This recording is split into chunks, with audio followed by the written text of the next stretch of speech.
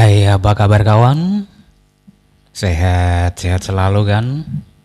Salam sejahtera saja buat semuanya. Di video bagian ini saya akan share beberapa komponen yang sering menyebabkan gagalnya kita merakit power supply ya, untuk jenis SMPS.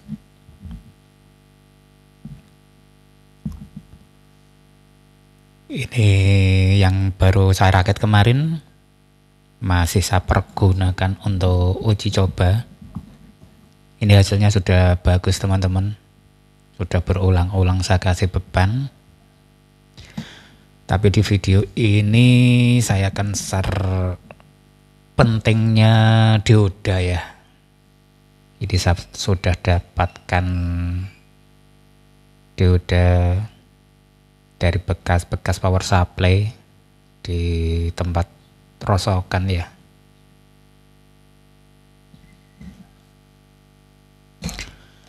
Dioda ini ketika dicek ya teman-teman, tampak masih bagus banget lah.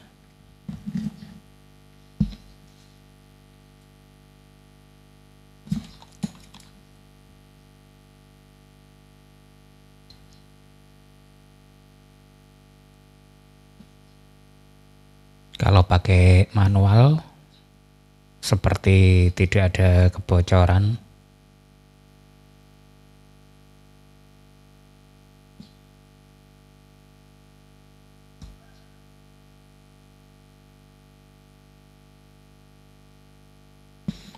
Ini untuk tester manual ya teman-teman.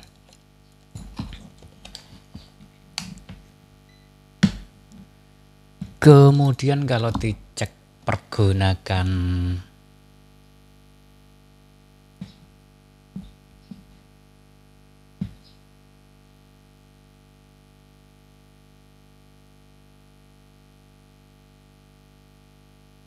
kalau dibalik, nah ini normal banget teman-teman, tidak ada kebocoran sama sekali. Kemudian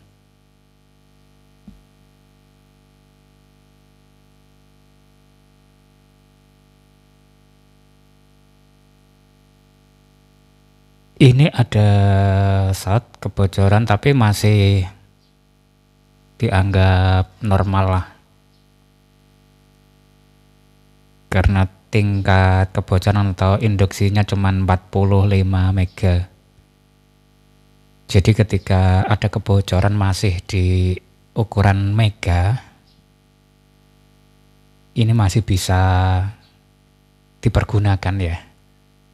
Anggap saja masih bagus. Ini juga ada kebocoran.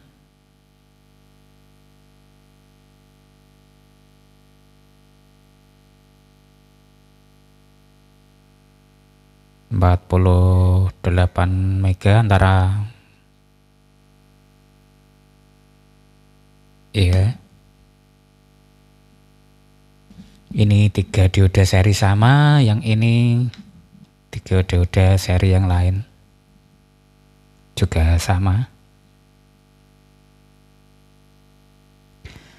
Kalau yang ini tingkat kebocorannya sudah mencapai ukuran K ya. Sudah mencapai ohm, bahkan 370-an ya, 376 75 ohm.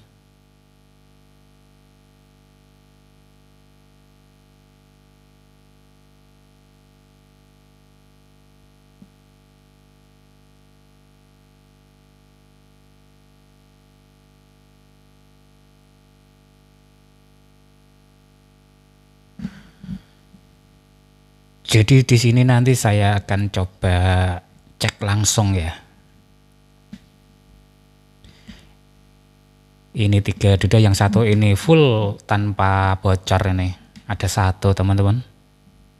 Ini serinya sama, ketiga ini. Cuman yang ini bocor masih toleran lah. Masih di mega, yang ini sudah mencapai ohm shotnya. Kemudian ada lagi ini dioda yang HER 304 ini biasa di output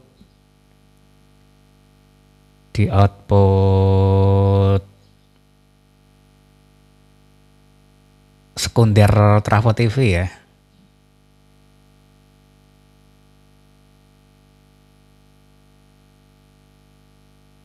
Rata-rata yang dioda yang bulat seperti ini bagus teman-teman, jarang bocor.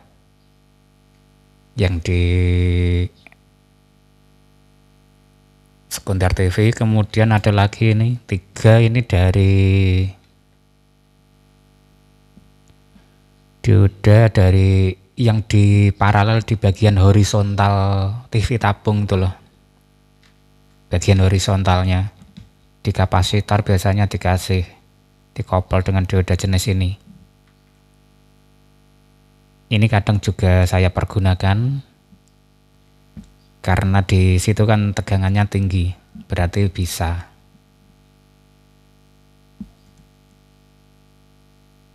Ini juga mungkin terlalu panas terus ya kalau di TV itu bagian dupleksi itu loh. Bagian horizontal kapasitor biasanya di paralel. Ini ada di 10 mega, jadi masih bisa dipergunakan tingkat kebocorannya.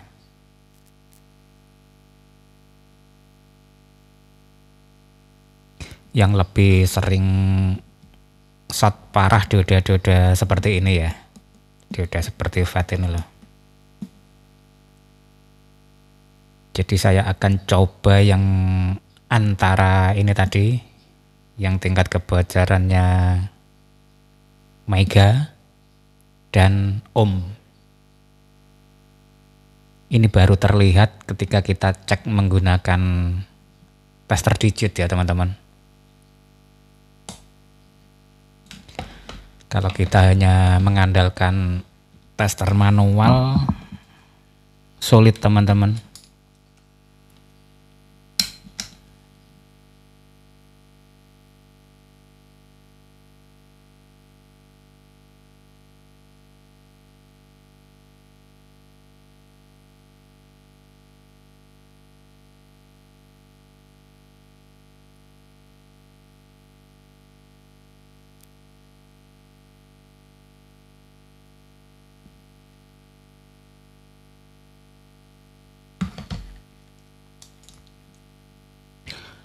Oke, langsung saja yang saya pakai cek adalah power supply ini ya teman-teman. Jadi akan saya jumper untuk bagian dioda yang di sini saya lepas, saya putus, kemudian saya jumper kabel untuk mengecek dioda-dioda ini.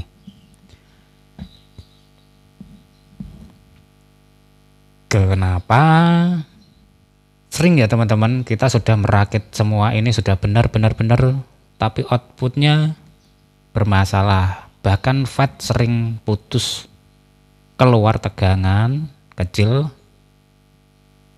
dan FET-nya panas, mudah putus. Itu rata-rata diodanya enggak benar ya teman-teman. Sekarang kita cek saja biar teman-teman pemula lah. Terkadang kan namanya menggunakan barang-barang bekas ya. Ini kan memanfaatkan, beda lagi kalau kita beli baru semua.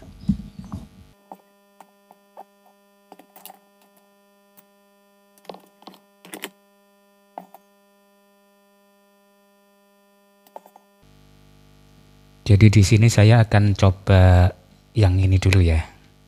Ini tadi full normal. Kemudian ini shortnya di ukuran mega, dan juga akan saya cek yang sampai ke ohm ya. Kan saya sambung dengan kabel. Ini kan demi pemula ya teman-teman.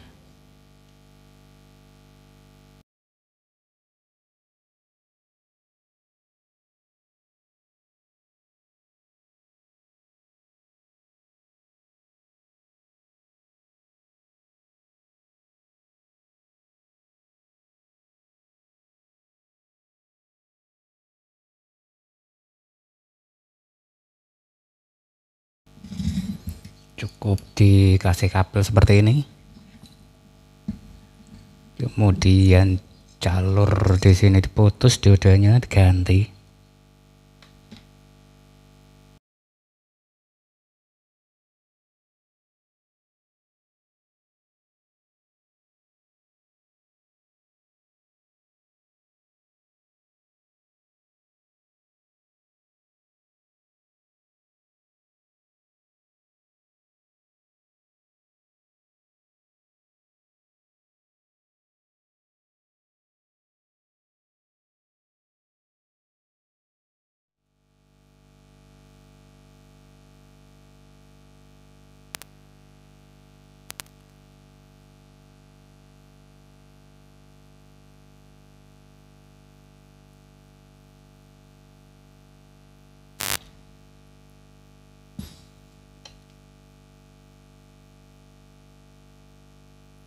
Jadi hasilnya bagus masih teman-teman, yang shotnya masih di kisaran mega ya. Kemudian saya bandingkan dengan dioda yang satunya lagi.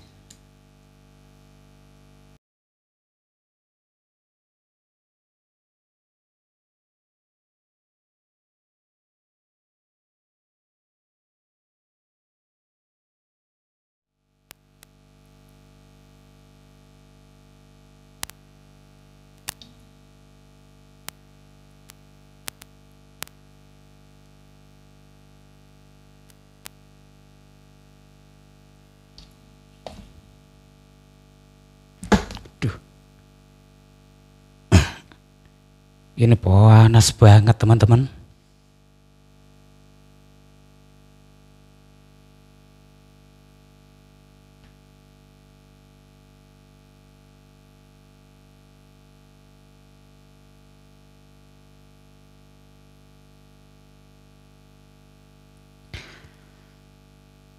Panas banget.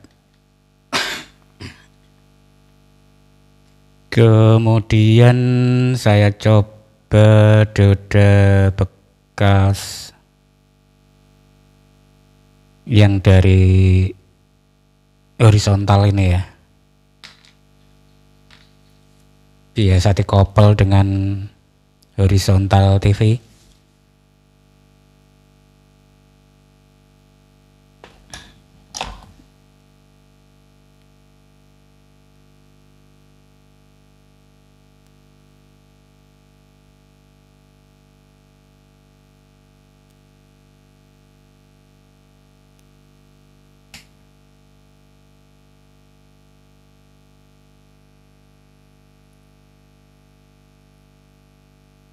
Ini sah, tidak bisa digunakan teman-teman.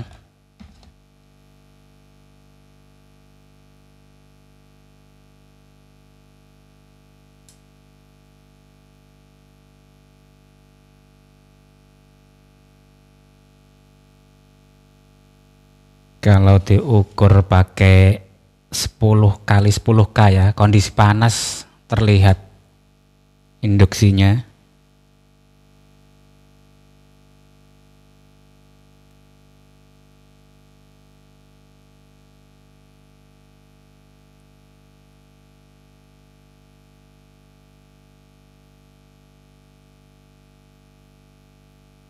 Oh, induksi tangan tadi teman-teman.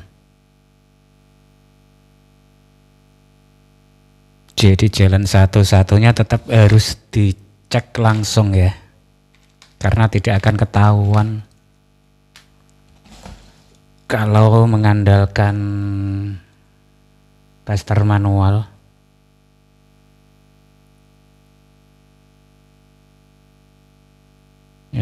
sedikit bergoyang.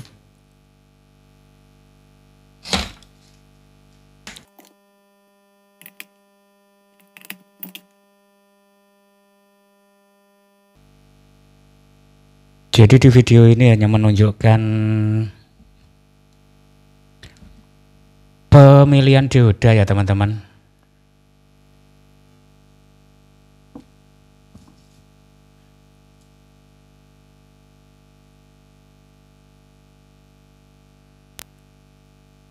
Nah seperti ini teman-teman, ketika saya mencoba biasanya pertama kali dicoba hanya saya colokkan sebentar saja. Takutnya ada kesalahan. Kalau sudah benar ya langsung.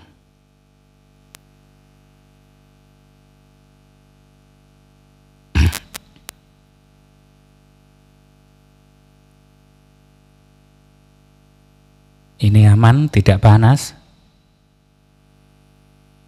Tegangan asalnya 26 volt. Berbeda dengan kelompok ini tadi, tegangannya drop menjadi 24 dan panas banget.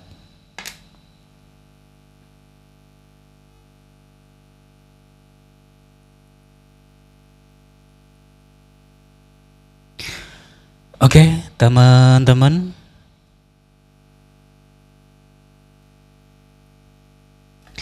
Jadi banyak hal ya yang menyebabkan kita itu gagal merakit power supply, terutama SMPS seperti ini teman-teman.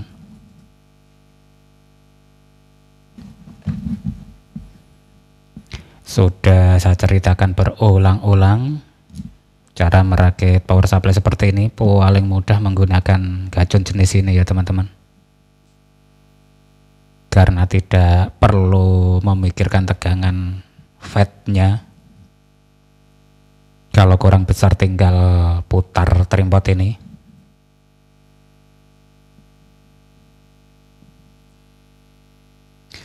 Rata-rata posisi trimpotnya seperti ini teman-teman. Untuk saya tidak sampai separuh. Cek pertama biasanya saya min kan. Bisa teman-teman contoh, hanya sepertiga rata-rata, kurang lebihnya.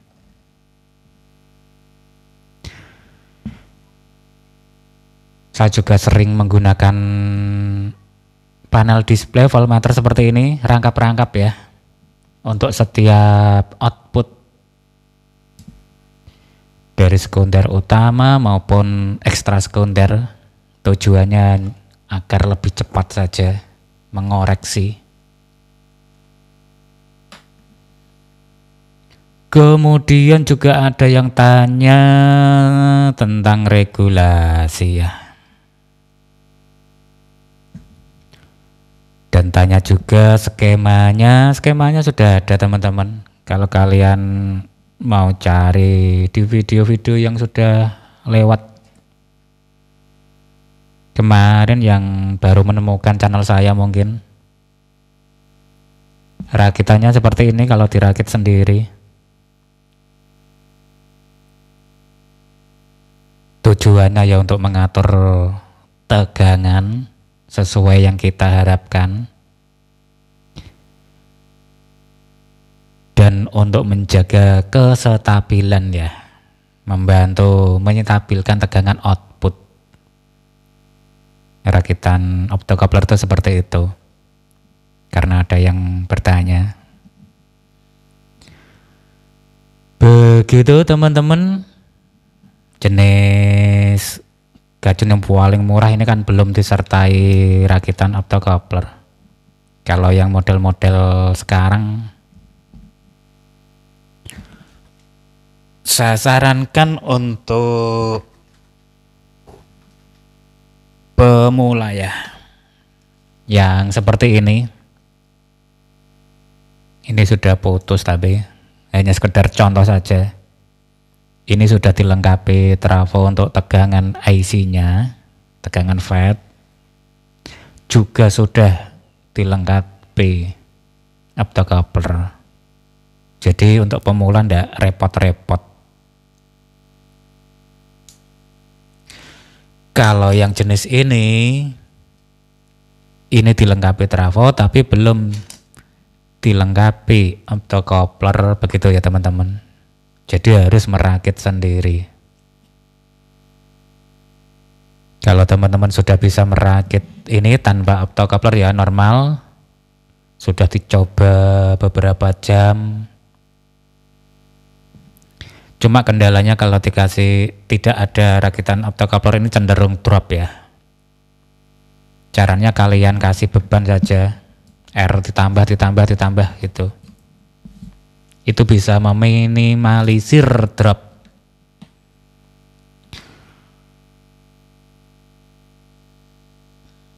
Kemudian ditambah rakitan seperti ini ya teman-teman. Asal bebannya tidak melebihi kapasitas, harusnya aman ya teman-teman. Tidak drop lah harusnya. Begitu ya teman-teman. Sekedar share tentang rakitan-rakitan power supply dan dioda yang dibutuhkan. Jadi paling aman teman-teman cari dioda ini dari horizontal, juga dari trafo bagian output sekunder trafo TV itulah. Jenis hair, kadang UV. Kalau yang model FET ini dari power supply komputer rata-rata, dan banyak yang short karena bebannya juga berat biasanya untuk komputer. Atau teman-teman cari di bekas las listrik itu, kalau kebetulan menemukan itu juga lebih kuat, jarang yang short malah karena ampernya lebih tinggi. Begitu untuk bagian ini, sampai sini dulu. Nanti di bagian berikutnya saya akan merubah outputnya ya. Ini kan masih DC tunggal. Kalau teman yang mengikuti saya merakit ini, bagian sekunder utamanya kan kawatnya saya double ya. Nanti akan saya pisahkan dan saya rubah untuk outputnya menjadi simetris ya, agar bisa digunakan untuk OCL. Sampai sini dulu share saya, mudah-mudahan ada manfaatnya untuk teman-teman pemula yang suka uprek-uprek komponen, utamanya komponen-komponen bekas lah ya. Kalau komponen baru mending beli jadi teman-teman. Untuk pemula loh ya. Sampai sini dulu, sampai ketemu lagi di bagian berikutnya.